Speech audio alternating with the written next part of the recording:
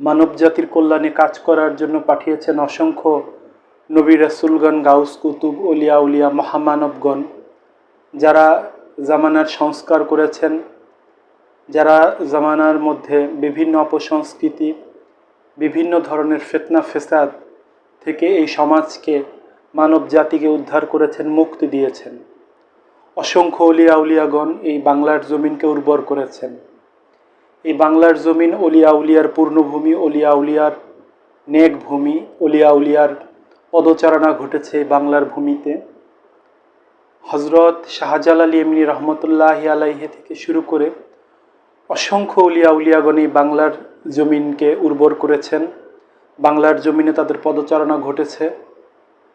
চট্টগ্রামে অসংখ্য আউলিয়াগণ, 12 আউলিয়া থেকে শুরু করে অসংখ্য আউলিয়াগণ ঘুমিয়ে আছেন, শুয়ে আছেন চট্টগ্রামের পূর্ণ ভূমিতে, পবিত্র ভূমিতে।